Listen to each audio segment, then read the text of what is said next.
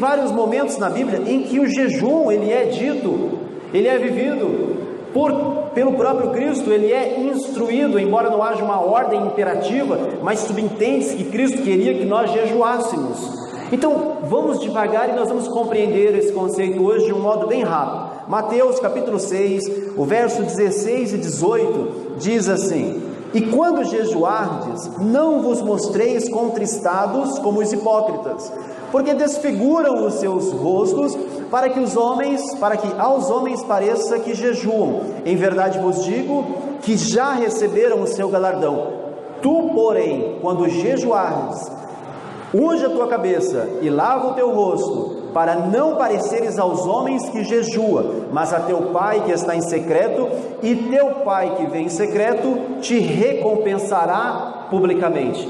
É uma orientação de Cristo acerca do jejum. Algumas coisas básicas que nós tiramos desse texto. O primeiro deles é: temos que jejuar. Não há um imperativo, a Bíblia não tem uma ordem, como por exemplo, nós devemos orar e vigiar. Isso é imperativo, isso é uma ordem, tem que ser feito. Mas aqui você entende que quando Jesus fala assim, quando jejuardes, ele não diz se jejuar, ele diz quando jejuardes. Então ele espera que eu e você tenha em nossa vida essa prática de jejum, tão fora de moda hoje nas igrejas, mas tão necessária, tão importante. E hoje nós vamos compreender isso, aonde que o jejum se enquadra no nosso contexto cristão e por que nós devemos fazê-lo. Então, primeiro, Jesus, ele deixa claro, ele entende que eu e você precisamos jejuar. E ele afirma nesse texto também que há uma forma correta de jejuar, porque nós não podemos jejuar como os hipócritas. Então nós precisamos do jejum, existe uma forma certa para eu e você jejuarmos, e ele conclui dizendo que existe uma recompensa para o jejum. 3 coisas importantes ele deixa para nós nesse texto: precisamos do jejum, existe uma maneira correta de fazê-lo, e no final, para essa maneira correta, existe uma recompensa. Amém? Glória a Deus. Vamos lá. O jejum, nós podemos colocá-lo como uma forma de adoração a Deus.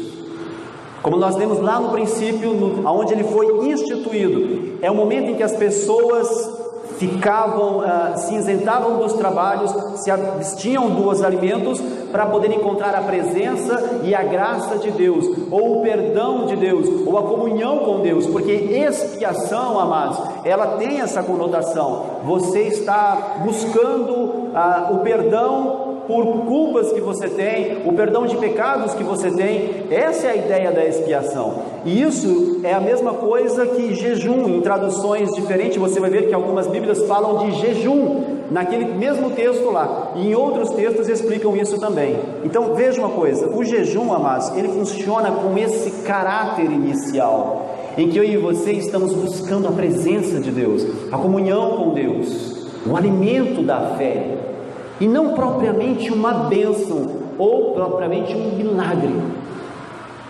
E esse é o fundamento da questão do jejum. Lucas capítulo 2, o verso 36 e o 37 diz assim: E estava ali a profetisa Ana, filha de Fanuel, da tribo de Aser.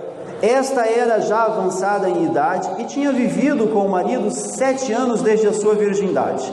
E era viúva de quase 84 anos e não se afastava do templo, servindo a Deus em jejuns e orações, de noite e de dia.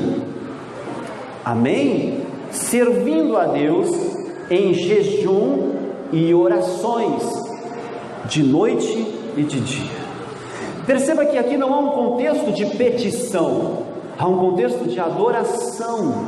Ela servia ao Senhor na prática da oração e do jejum, e a Bíblia ainda diz que isso ocorria de dia e de noite. A ideia do jejum aqui é servir, é adorar a Deus.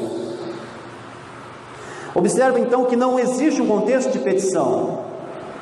Sabe por quê, amados? Porque o jejum, ele não é apenas uma chave ou uma ferramenta que vai acelerar o processo da nossa bênção, muito embora ele vai fazer isso, mas isso não é o foco do jejum, não é o fundamento do jejum. Nesse momento, milhões de pessoas estão jejuando com um intuito e com uma intenção que talvez nunca, Deus me perdoe por dizer, mas é uma realidade, talvez nunca irão receber, porque a motivação e o entendimento é errado. Jejum com a motivação errada, ele não vai surtir o efeito correto, nem a recompensa correta.